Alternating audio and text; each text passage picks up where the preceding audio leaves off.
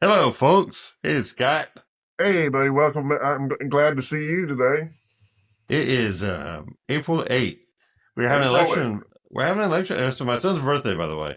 So happy birthday, Alan. You're an awesome kid. You're 27 years old. You're a beautiful son. I love you very much. And we're also having an election here locally in Newberry, Florida here today with a record turnout, by the way. I forgot to tell you about that. Record turnout. Yeah, well, after what I've seen go on in Alachua County, I don't know that that the turnout's even going to make a difference. We'll find out in about an hour or so because the polls close, and actually they just closed just now.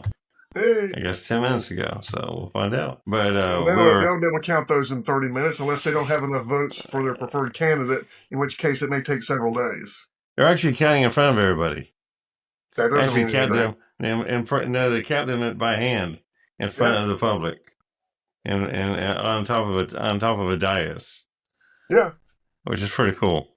It ain't the ones that they're counting that are the problem. It's the one they're finding that are the problem. That's very true. It's the ones that they snuck out of their back pocket here at the last minute. Say, hey, look what we found.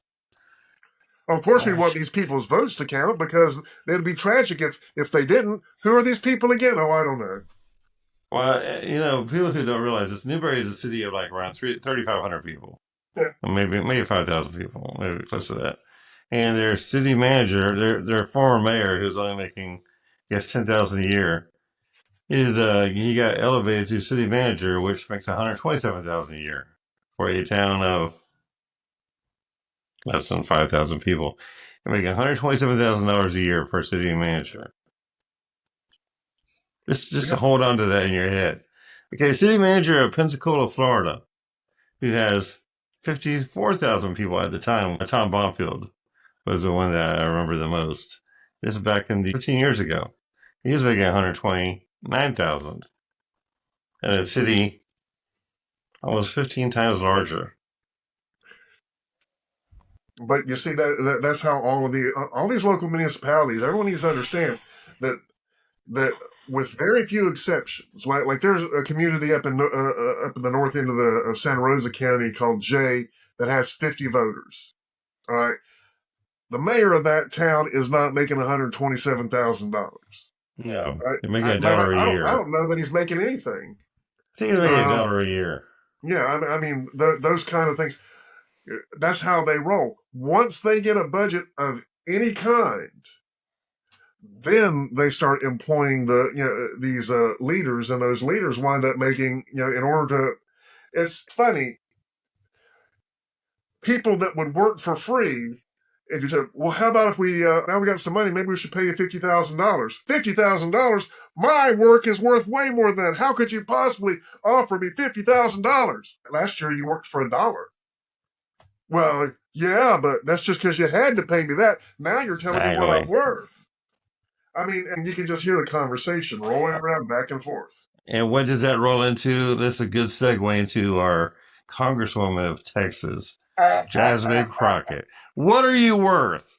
What What are are the you worth? slave wages of the immigrants worth? Because that's all the immigrants are really good for, according to the Democrat Party, are slave wages or no wages or just happy to be here. Because, according to Jasmine Crockett, they're not going to pick cotton in the fields anymore.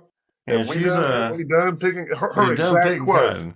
Like her exact, not like a paraphrase of her statement. Her exact words were, "We done picking cotton." And we're going to show a video of that here real quick. Oh, even Watch better, this. even better. Yeah. Yeah, even better. So I had to go around the country and educate people about what immigrants do for this country, or the fact that we are a country of immigrants. Right, right. The fact is, ain't none of y'all trying to go and farm right now. Okay, so I'm lying. Raise your hands. You're not. You're not. We done picking cotton. We are. You can't pay us enough to find a plantation. You see, that is what we call shifting your racial hatred from the black community to any other community that's immigrant.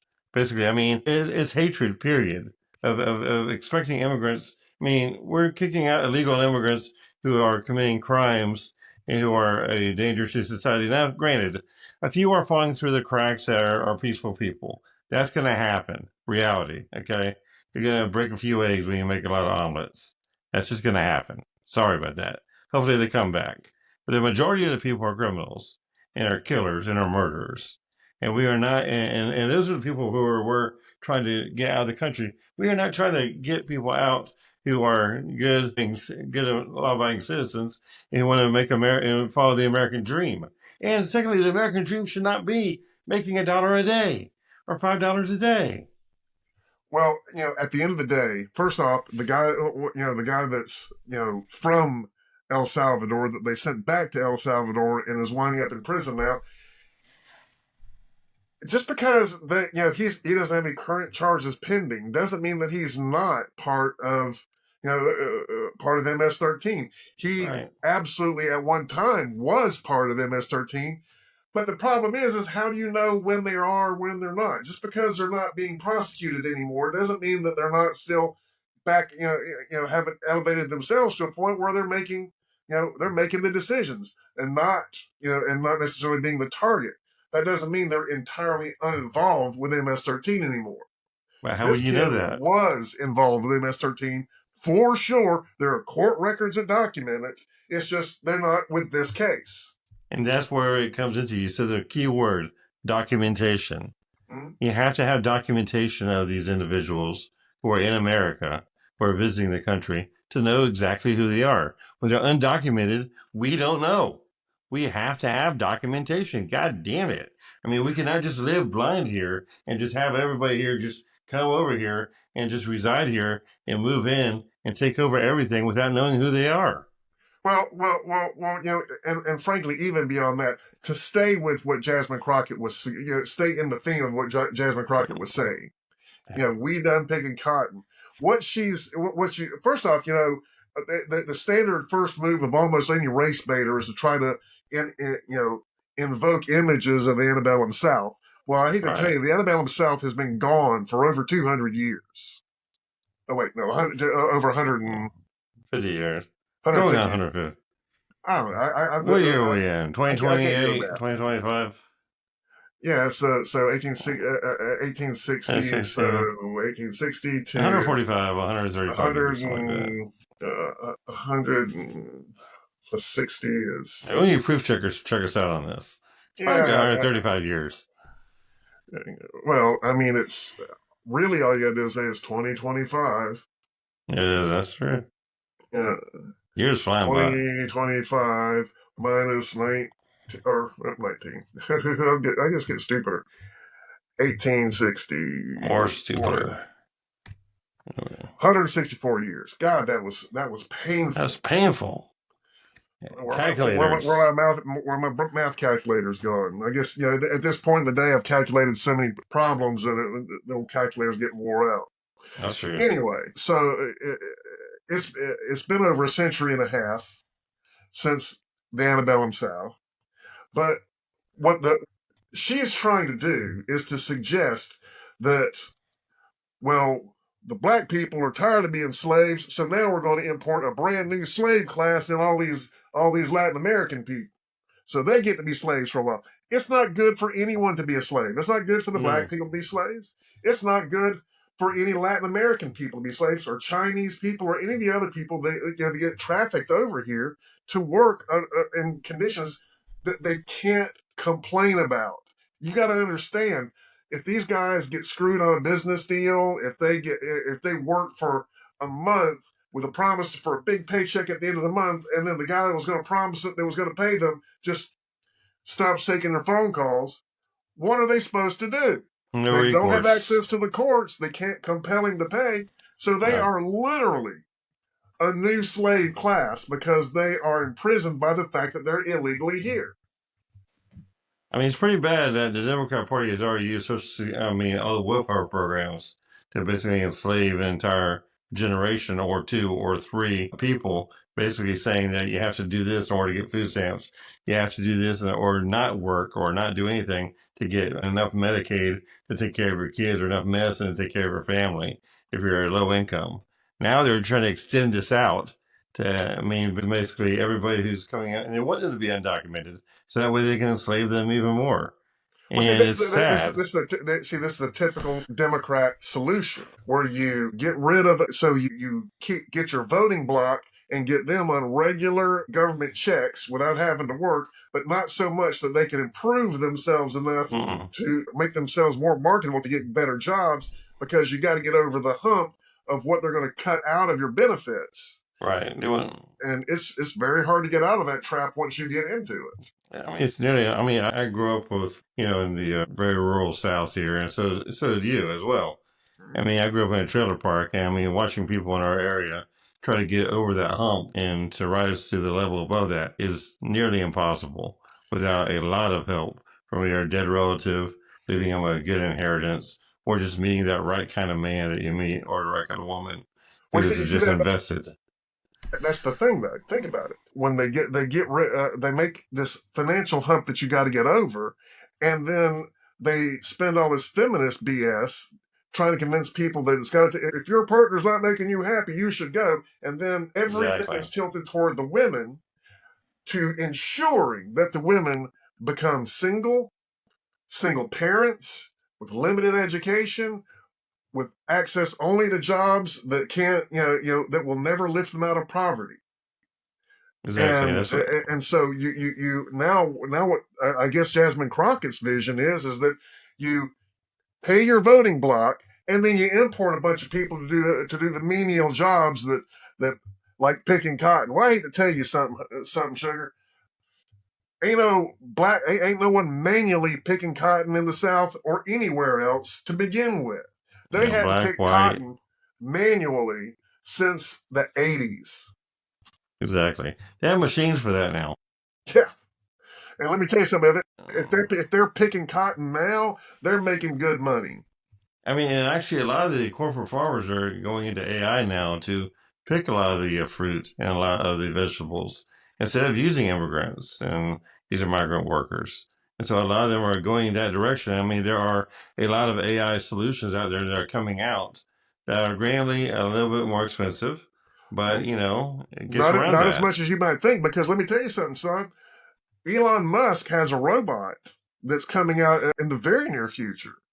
I forget what his project's called, but that sucker is only 2 years old. That project's only 2 years old. And the price on that thing, when you saw the first videos of it, it was clunky and walking around like a 50s sci-fi robot. Mm-hmm. Now, that sucker is out walking smooth and dancing. It can pick up small fruits like strawberries, slice them into things. It can cook. It can walk around. It can carry substantial amounts of weight, as much weight as a normal person would carry. In 3 or 4 years, it's going to be far more advanced and far more seamless. And especially when you consider that the price estimates are anywhere from $18,000 to $2,500 now. And frankly, the first million of those robots, Elon's confiscating for himself to put in his factories. Yeah, and so, Jasmine Crockett, I'm sure you're not watching, but if anybody wants to send this to her, you're completely wrong. And quit hating everybody. Quit hating. I understand that's your fundraising gig. Yeah, I was going to say, it is a waste of time to try to talk. A waste of time. Yeah, because they're not trying to be honest. They're trying to be inflammatory, and that's the only important thing. Be inflammatory, and then we can raise some money. I get calls all day about how bad Trump is and what he's doing wrong, what he's doing right. And I get all that.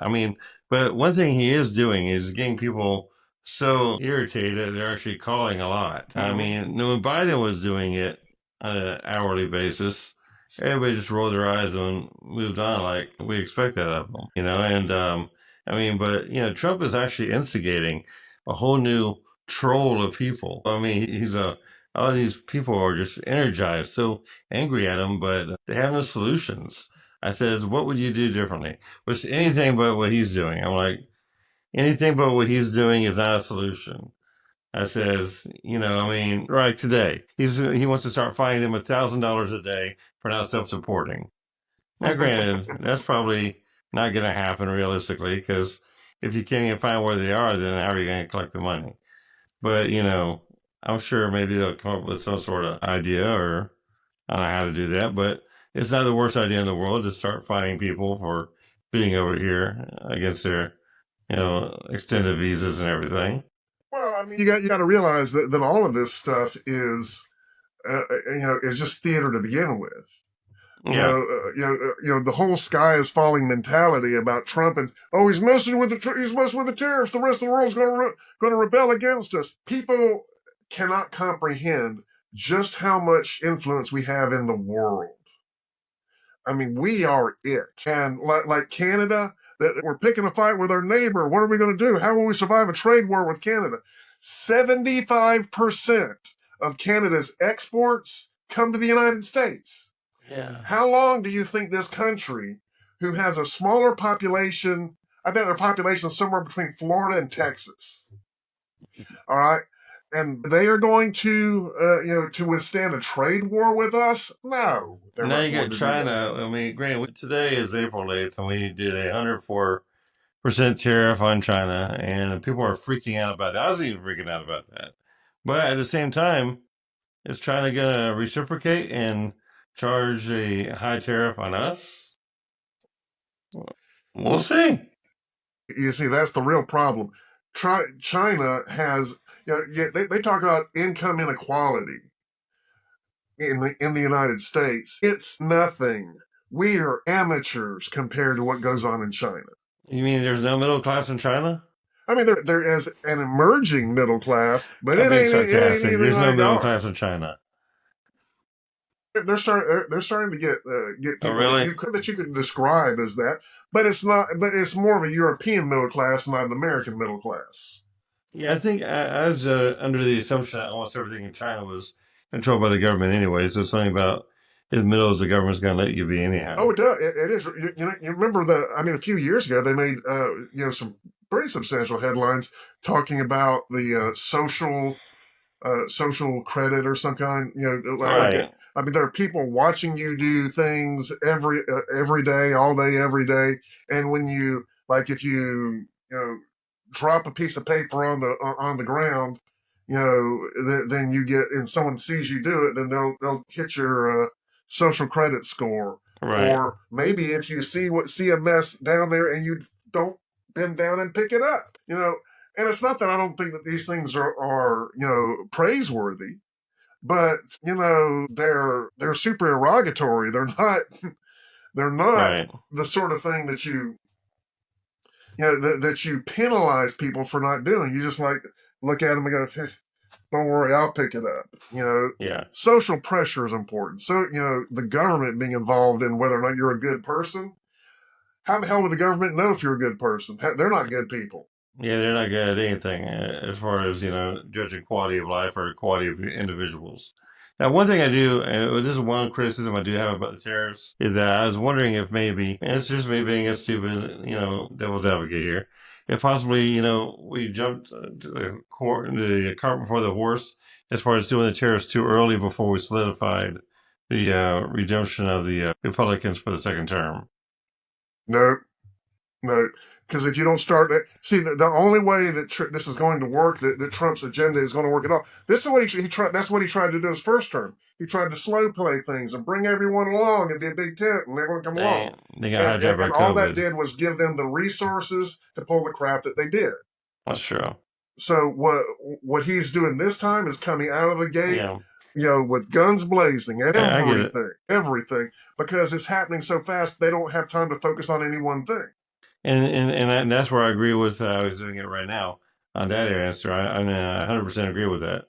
I'm just saying that, for the political capital, hopefully Republicans can, respond from this by winning overwhelmingly in the midterms. Okay, I hate to break it to everyone. Trump's only been in office for 12. Yeah, it seems like a year. It's been a year and 12 I mean, weeks. how much? Yeah, I mean, he's only No, got there. Other things that he's Wait a been doing second. have even had a time to really take effect. But the thing that I do notice is Where's my calendar at? He's been there a year already. Okay, he's been there a year and 12 weeks. Okay, there's no way this is all happening in 12 weeks. it is a blinding pace for It's sure. 2026 right now. I get it, brother. It is a There's no blinding freaking pace. way this is 2025 still. Exactly. And the thing is that when he's done, these everything that they complain about turns out to be the opposite. I mean, it That's really very does. true. Yeah, it really does. And you're right, but it has only been 12 weeks, really. Yeah. What's today? April 8th. Let's see here. January, February. March. Wow, we're not even at April 15th yet. Yeah. Damn. Yeah, well, he's knocking the fucking shit out of the park here pretty goddamn quick. But yeah. So that being said, not putting the cart before the horse, but everything's before the horse right now. In fact, there is no horse. There's just a big cart with a very big engine in it, rolling right down the highway, and we are blazing everything out. I mean, the coal people today, U.S. Energy got kicked up a big kick for them. The regulation issues and everything else. So the previous administration got repealed and everything by Trump today. So that was very, very good for the coal industry and manufacturing industry with that. Oil right now is at around $65 a barrel. Mm-hmm.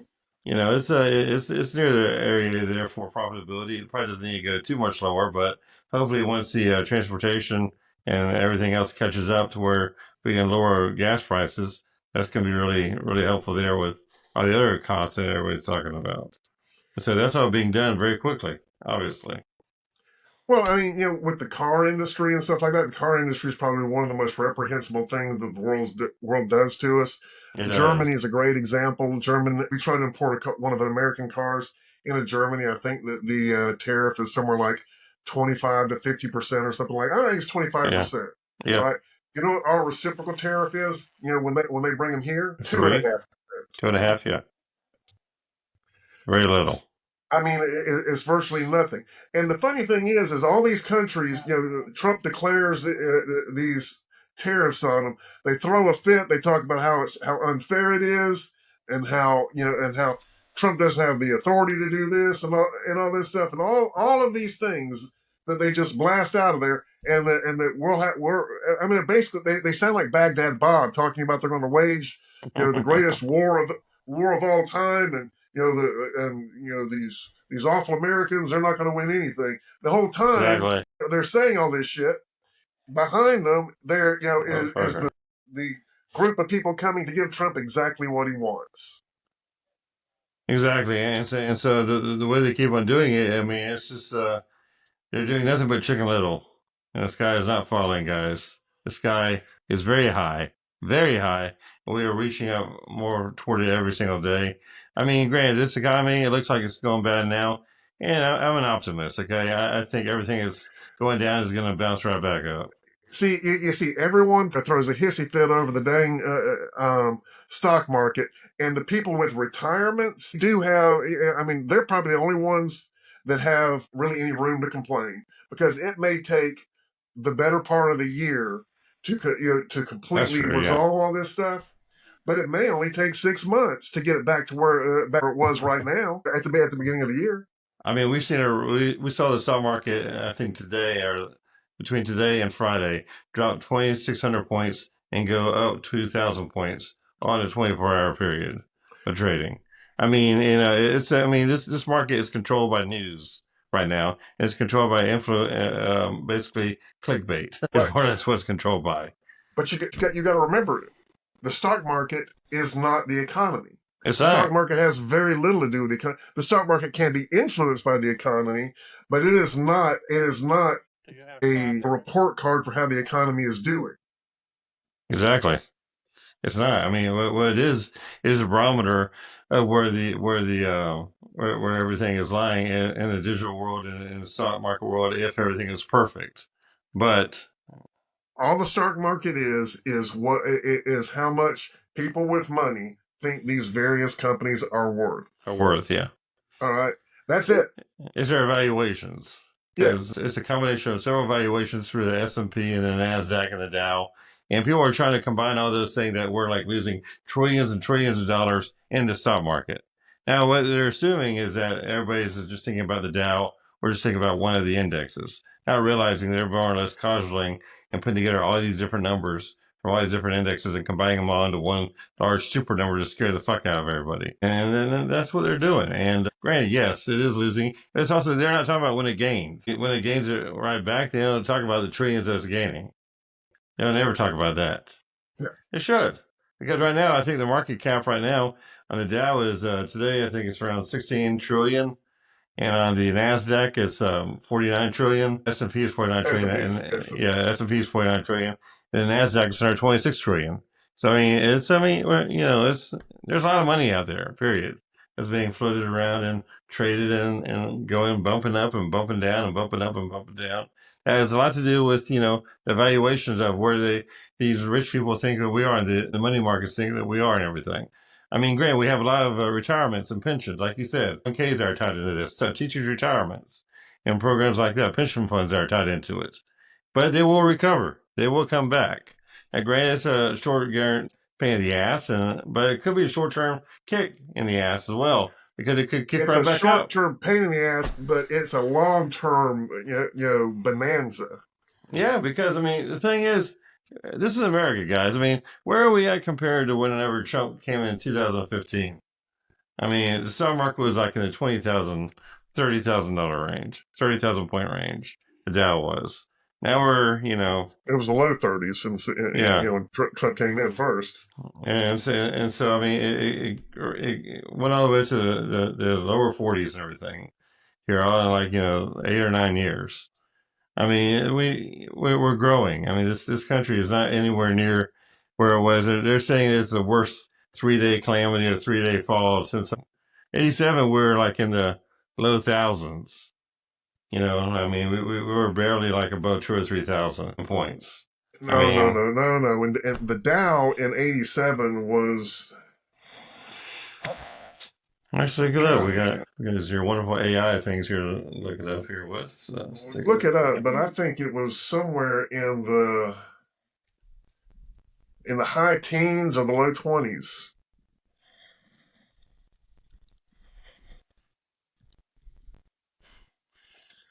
Okay, the Dow back then. Exactly. When it fell 508 points, that was 22% drop. And so it was Black Monday of 1987. It fell the DJIA, fell 508 points, that's 22% decline.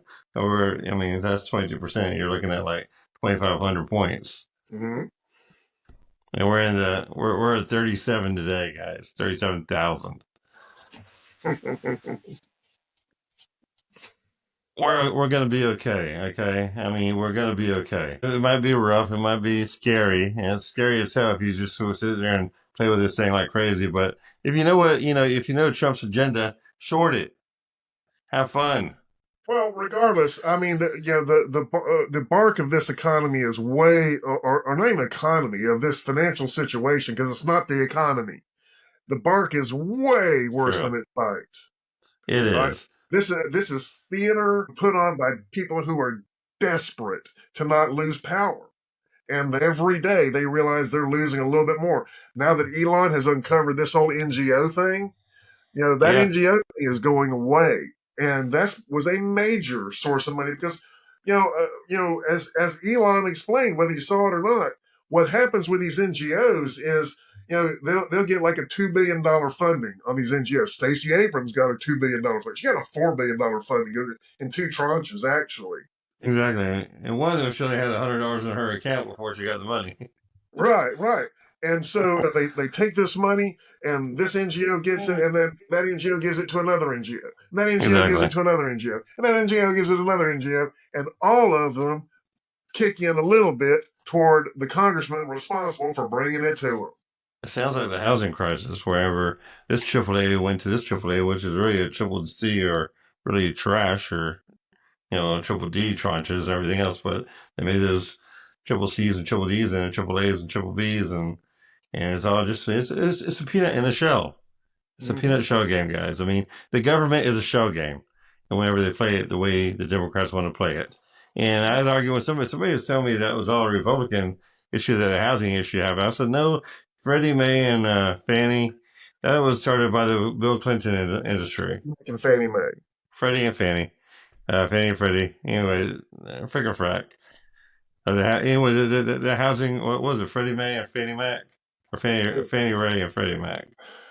It's I was getting Fannie confused on Mae and that. Freddie Mac, and they've been around for decades. Right. Yeah, but they have been, but it's strongly pushed by the Clinton administration.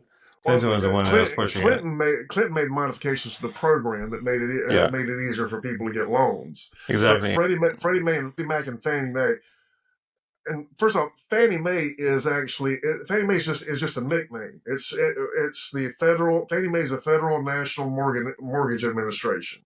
I learned something new. Yeah, Thank you. and I forget what Freddie Mac is, but they're both just government created loan companies. Exactly. And whenever they started giving, basically encouraging everybody that you have to own a house to be a patriot or own a house to be an American, when they had no income, no jobs, and everything else, and that started going in. I mean, that whole thing started with the Clinton administration.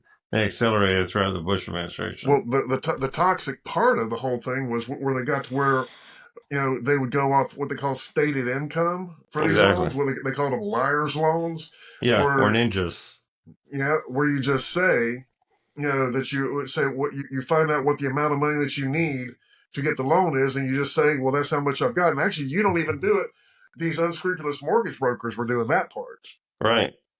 And the government was okaying all of it and everything else. And the Standard & Poor's, they were just pushing all this and pushing all this. And all the other Moody and all the other guys were pushing it. And I mean, all the ratings agencies, yeah. I mean, that's the government agencies doing this.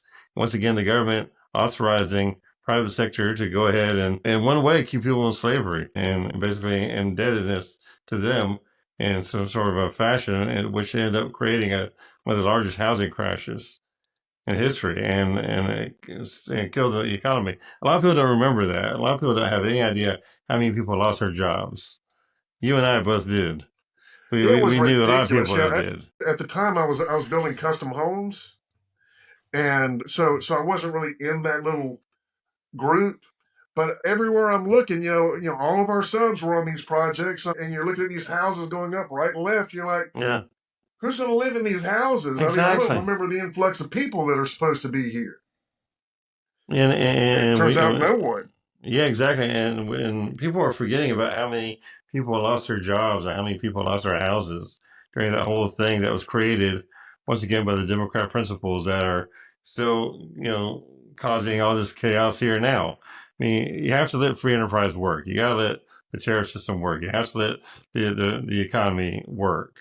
You cannot have government handing everything down and government controlling everything, every single part of it.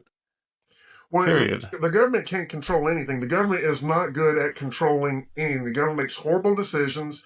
That probably some of the most laughable things I see any government do is when I see county commissions trying to be developers. Because they've got the county budget, and so if they lose the money, so what? No, the county's not going out of business, and so it prompts. The thing that makes developers make good decisions is the knowledge that if they make a bad decision, they will become poor. Exactly.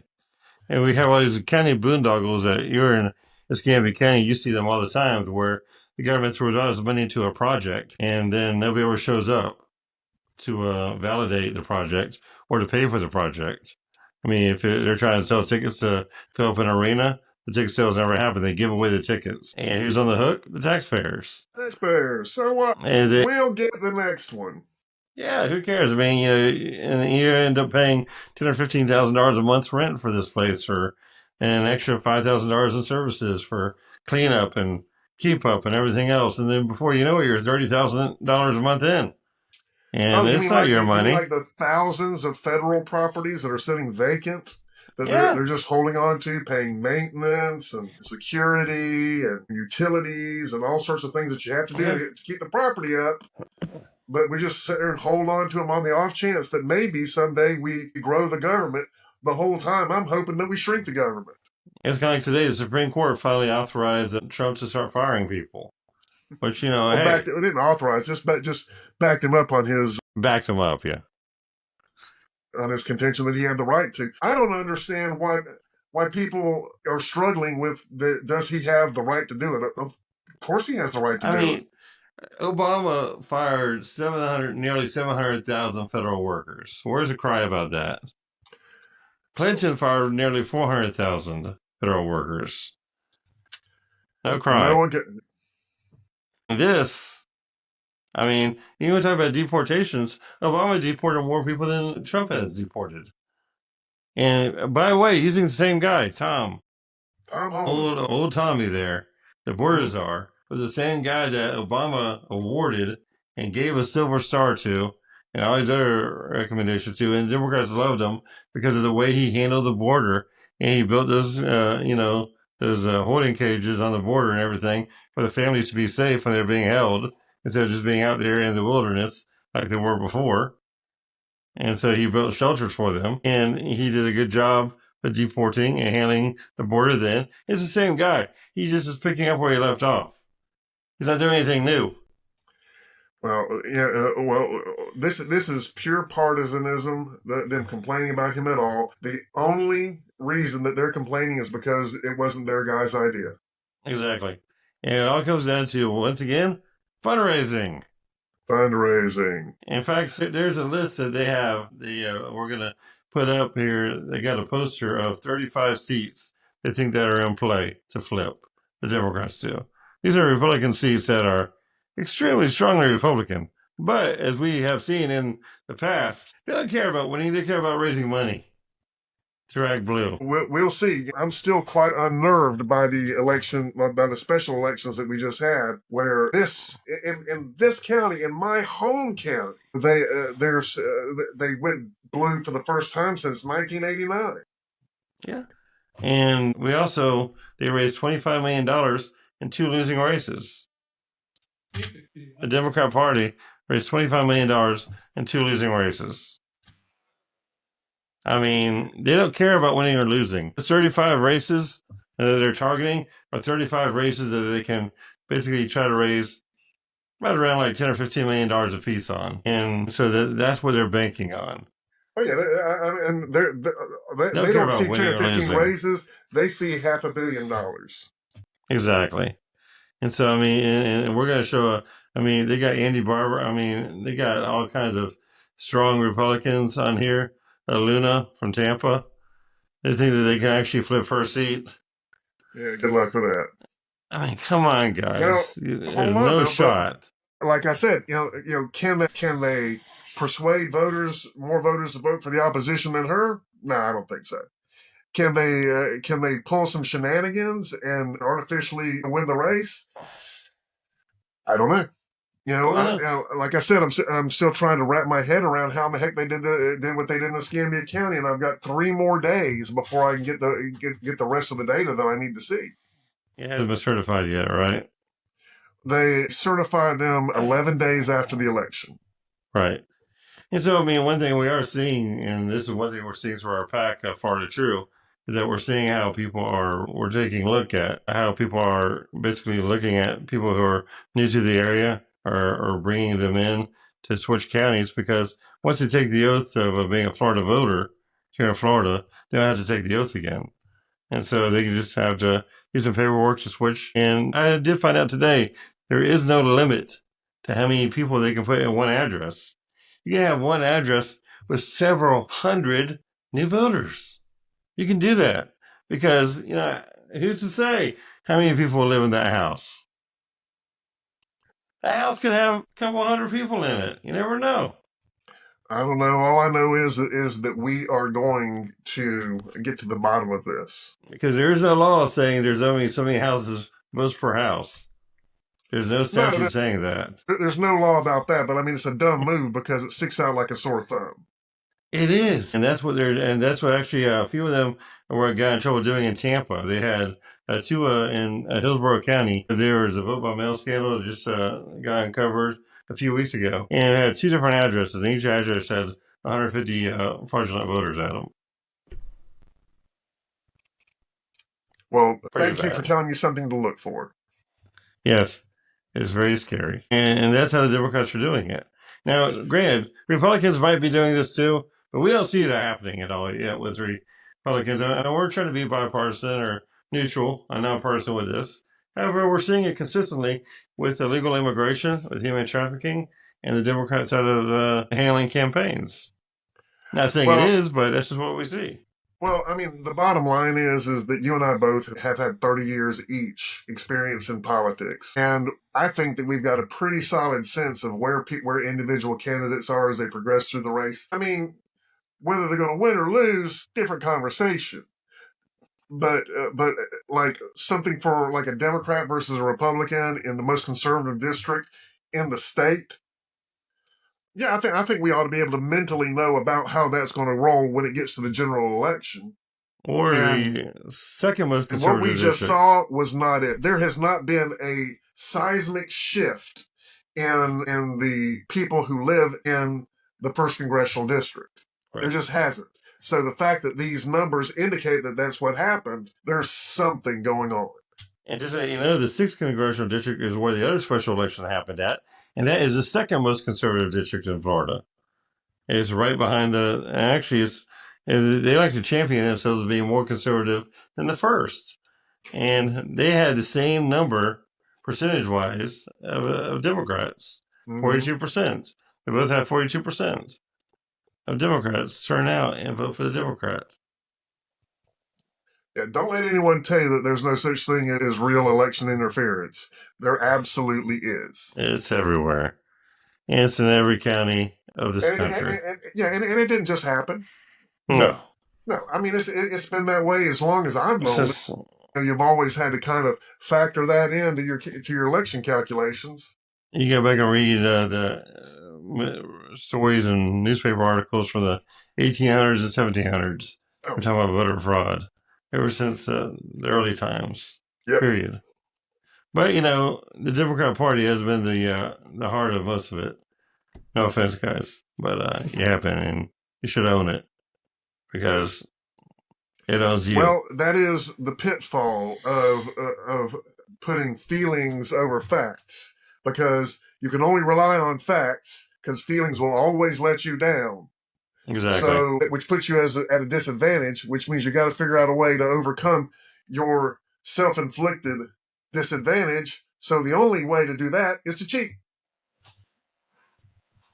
You put it so simply. Well, it's a pretty simple process. Yeah, well, I mean, they're doing pretty complicatedly. I mean, I think the biggest question here is who is payrolling all this. I think, like we got to follow the money between and find the NGOs.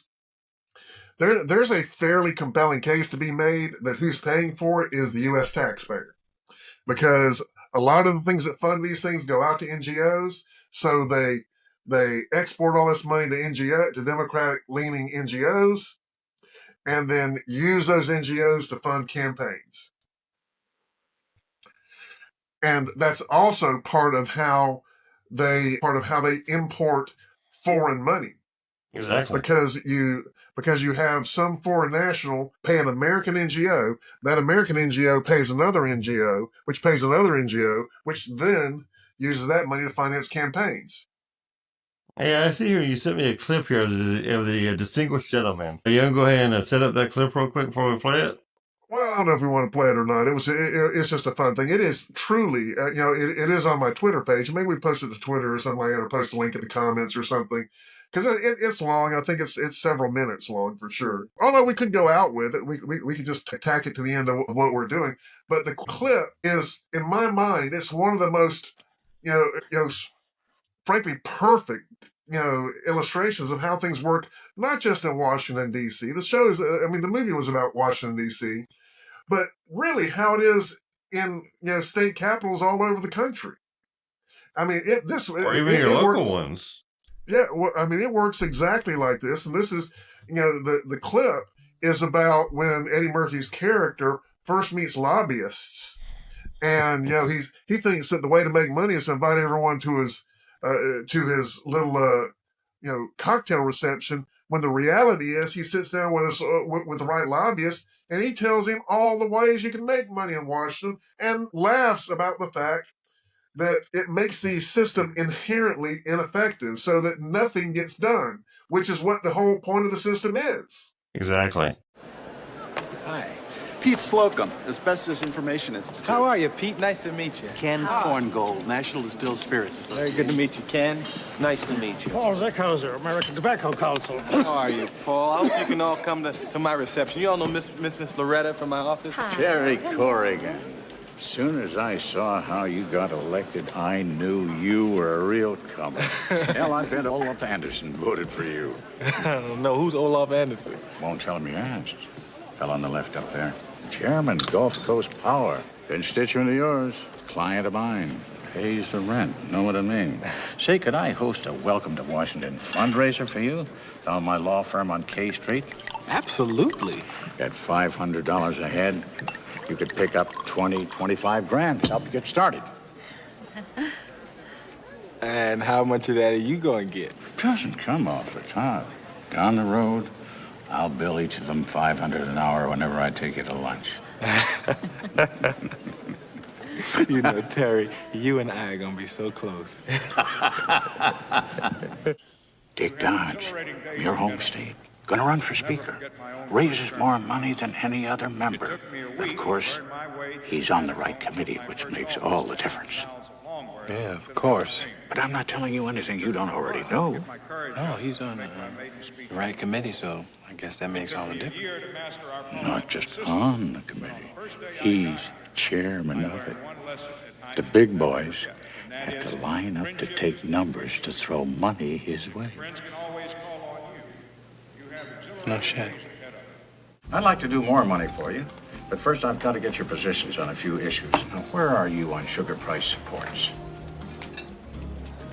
Sugar price reports.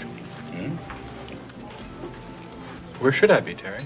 Shit, it makes no difference to me. If you're for 'em, I got money for you from my sugar producers in Louisiana and Hawaii.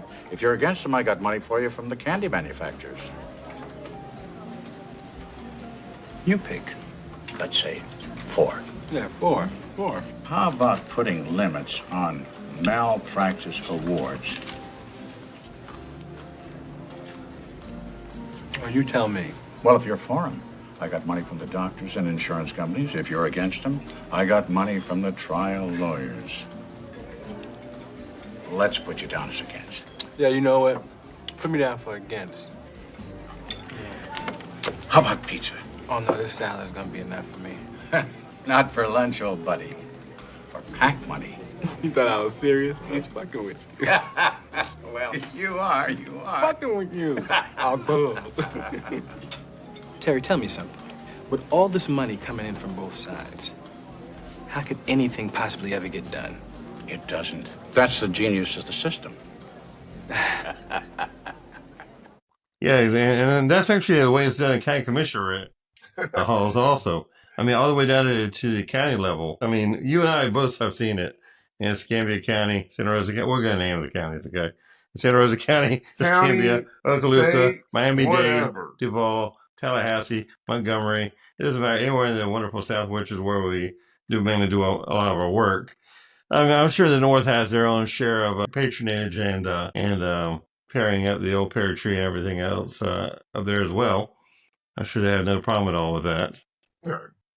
No, but it's amazing. The first time I saw this, it rang kind of true to me. And then every year, the more I see in politics, the more I realize just how spot on it is. It is amazingly accurate. I've seen conversations that go the same way. I've seen state level candidates have meetings with lobbyists, and they have the exact same conversation. Exactly. This guy had. When I was doing some work in Louisiana, I mean, they're asking the guy, how much you want to get paid or how much do you think you can make? Yeah. You know, I mean, it is a person who they're trying to get us her job. I think you and I both know him. And, they're offering him a salary of $75,000 a year. So I'm making $125,000, $130,000 back in Florida. They said, well, if you can't find a way to at least triple that, you're not all right. You're not the right kind of guy. But they said Ray Nagin, city attorney, specifically told him, if you can't make $400,000 on the side on this job, you're probably not our guy anyway. No. And it was just a sanitation job. Sanitation director. Well, it was director of sanitation. Yeah. So where he worked, where he worked in Florida, he was in charge of 150 people and made about $140,000 a year. Right. What they wanted him to do in New Orleans, he'd have been in charge of a couple of thousand people, so he'd have been responsible for a couple of thousand people, many of whom are driving across the roads, which means that there's always going to be risks of them injuring somebody or getting injured themselves. And it's a hazardous occupation by any stretch of the imagination, and they wanted to pay him almost half. But now you know why Ray Megan is in prison, and our friend is at home with his wife. Yes. So it's I mean, people, wake up. I mean, Jasmine Crockett and all you wonderful people in the Democrats who are just singing your praises about how wonderful the Democrat Party is, while at the same time knowing that your guy Biden was sick the entire time. In fact, there's a book that's coming out now showing about how many of the Democrats knew about that, and it carried the water and carried the lie the entire time of the administration, entire term. Now, if Republicans had done that, they'd be all impeached. Yeah. I'll be kicked out of office. See, that's the problem, I think, is that Republicans, our nature is not to feel like we need retribution. No. When the core tenet of the Democrats is retribution. I mean, and it's like, I don't know if you remember when the Mexican president was explaining the real dangers of MS-13 and the Portuguese, what's the other gang that? Trinidad. Them. Sorry for my pronunciation issues. I have a speaking issue anyway. But anyway, she was saying that they killed 80 politicians in the last election cycle. Mm-hmm. 80. And we freaked out because one guy, who was president, got shot at. He got shot in the ear. And imagine if we had 80 of them. Maybe it'd be a good time to invite the American military over there to help them stabilize their country. Well, she's actually very welcoming now she's working with Trump very well on the border, and she's very welcoming to what we're doing with the border. But my whole point here is that if you don't think that and the other gang is terrorizing when they kill 80 politicians who are ranked for office in the last election cycle, imagine if we had 80 politicians in America killed by one gang group here in America. What would the people of America do? What would they do, really? I mean, seriously, guys. If your friend was running for office in Democrat Party or Republican Party and they were murdered by these gangs, and decapitated and dismembered by these gangs like they were in Mexico, what the fuck would you do? Really? Seriously. Exactly. What's wrong with you people? But again, that's why I say that they need to really get on board with the idea of America coming over there and bailing their tails out. And we have a vested interest in doing it. Frankly, honestly, I think that Mexico would make a better 51st state than Canada would. Yes. Actually, I'm still on board with Puerto Rico. I mean, Puerto Rico is in line first, in my opinion, as being the 51st state. I think, Puerto Rico's actually got a Republican representative now. A lot of Republicans were scared of Puerto Rico being a Democrat state, but I think Puerto Rico is very much a Republican, or at least not a purple state, if not a fully red state. Well, I'll tell you what, if we can get these elections secured, then we don't have to worry about if we had real elections. Exactly. We had real elections that were based on truth and reality instead of fantasy and fiction. And we wouldn't have to be worrying about, the blue or the purple or anything like that. I mean, we had to worry about, the best person for the job. I mean, I'm actually thinking sometimes you might want to get rid of party affiliation altogether, but, Well, good luck with that. I mean, but people deride things like that all the time. But the fact is they come up organically. This isn't something that that someone came up and said, "Ooh, let's invent political parties so that we can make everyone we can dominate." No, people with like interests naturally align. Birds of a feather flock together. All the way back to the Grecian days with the Senate and everything. Yeah. I mean, it's been like that. Parties as long as there's been politics. They just didn't always call them parties. Exactly. What they call them back in the Greek days? They had the Senate, and it had two different groups and everything. But there's always been rival groups against each other. That's just the way human nature is. Yeah. Birds of a feather do flock together, and unfortunately, the flocking right now in D.C. is very scary on how everything is going with the media and the way they're tanking everything. They've got to figure it all out quickly. Well, I think we're going to call it a night here. Yeah, I think it's about time. Well, so I think we beat every horse we could tonight, and yeah, I think all the horses are being pretty good. Yeah, so we're on our way to the next thing. Anyway, well, like, follow, and subscribe, and keep up with us as always. Mind Greg's foul mouth, work against us on the algorithm, and frankly the topics that we talk about kind of suppress us down too. So you may like us and subscribe us today, and then be algorithmically disconnected tomorrow. So keep it up and keep following us and keep working with the Political Matrix News.